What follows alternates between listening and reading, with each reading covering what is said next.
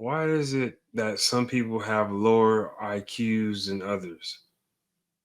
Or why is it that some people just seem to be inherently smarter than others? Getting into psychology and neuroscience and people that study the matter, it has nothing to do with race at all, if that's what any of you are thinking. Studies on relationships between poverty and IQ, or lack of health care and education, or AKA cultural factors of your social environment, can override your genetic potential for intelligence.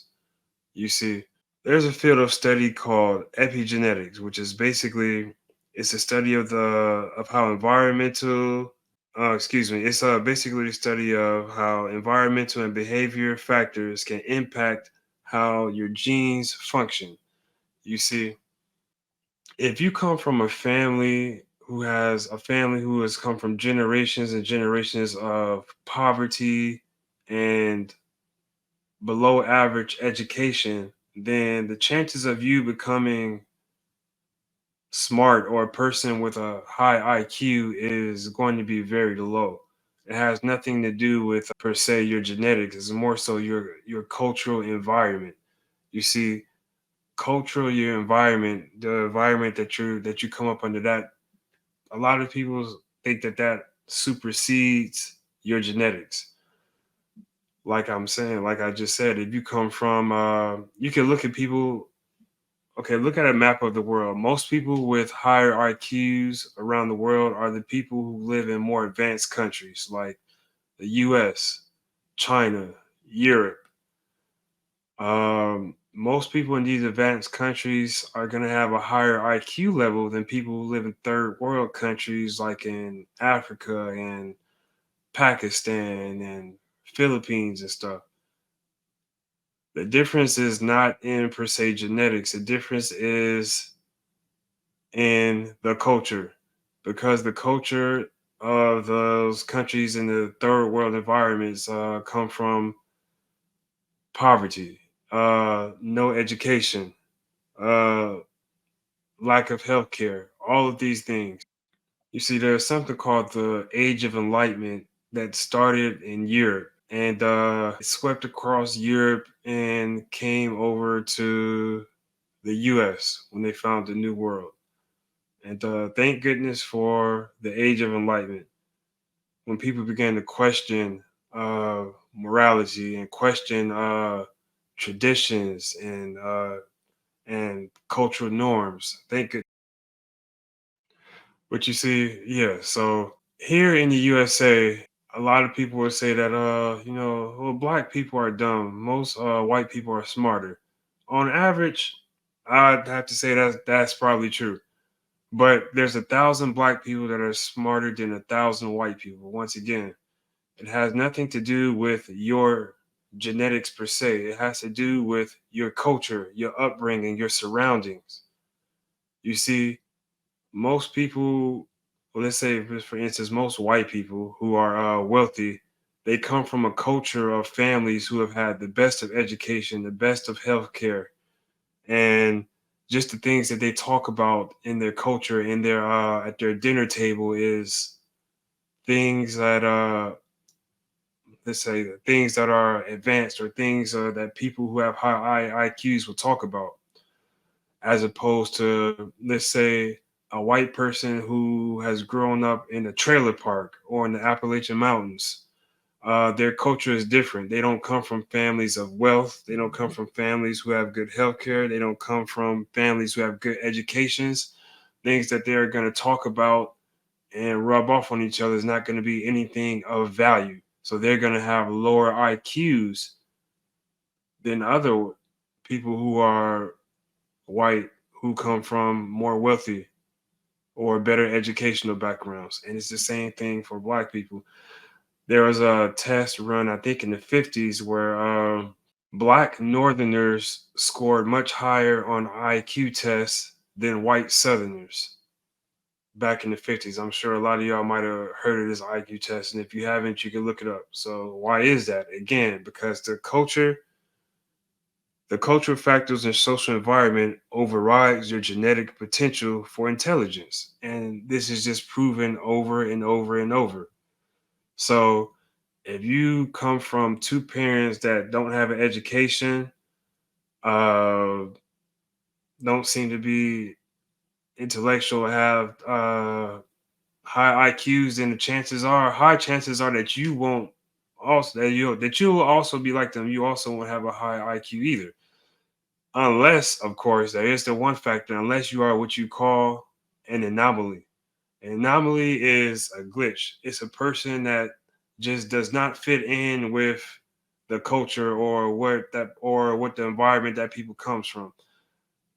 This person's genetics, he's because he's an anomaly, his genetics are just they could be the same, but they're turned on in a different way to where he comes out of the womb questioning everything, understands everything, or she understands everything or questions everything, as opposed to people in their family don't. Like for instance, like say you live in some desert in Pakistan or something, you're a religious person.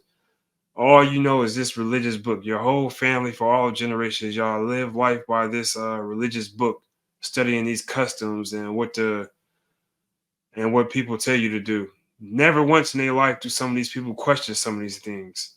Now, if a person who's an anomaly is born, they will begin to question these things without ever even being without ever being told to. They begin to not do these things or question these things. That's considered an anomaly.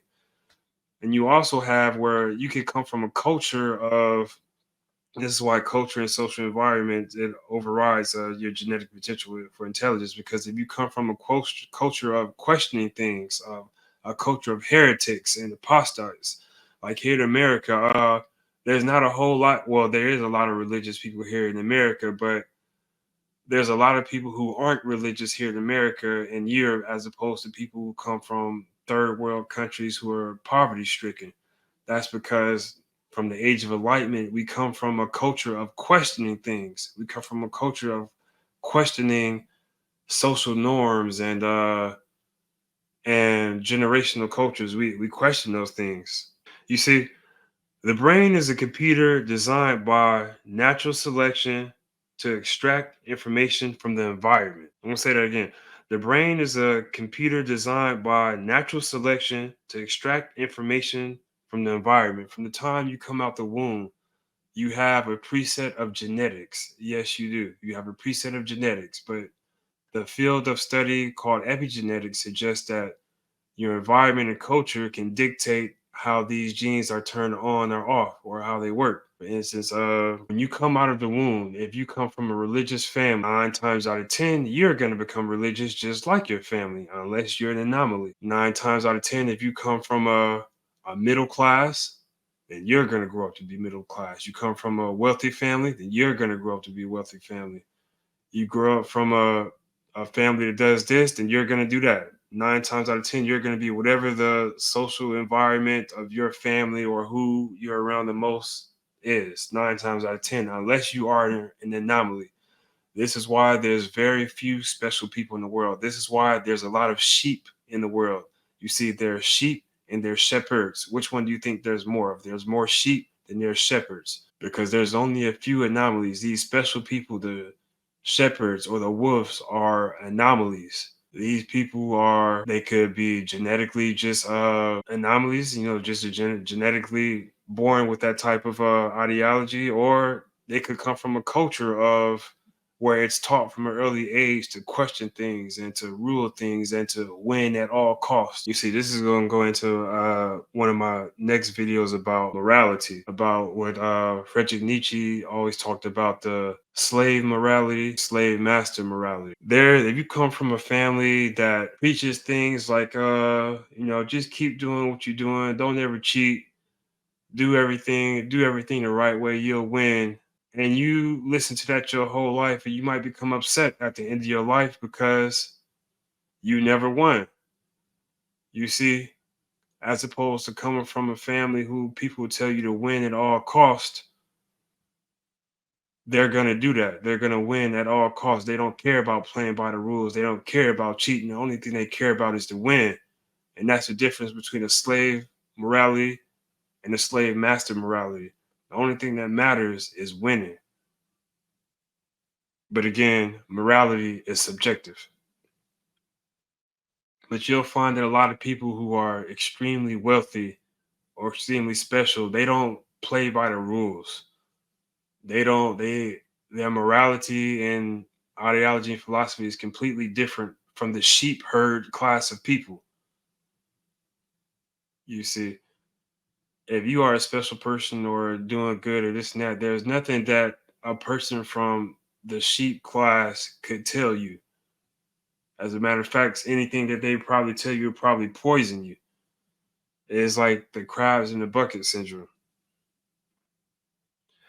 This is why a lot of people in the let's say let's just call it sheep. A lot of these people have superstitions and believe in things without questioning them. You see, early on in time, primordial man, the early human species, things like superstition is just primordial man's mind attempting to make sense of the chaotic and hostile nature of Earth that he was living in. You see, your brain has a coping system. Your brain does not like trauma. Anytime you have trauma, you have to heal. So when your brain goes through trauma, it has a coping system. Early primordial man's being here on Earth in nature where everything wants to kill you. You don't know what's what. There's volcanoes, hurricanes, earthquakes, things that camouflage itself in nature that want to kill you.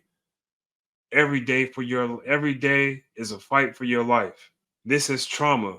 So to heal from this trauma, primordial man's mind created superstition.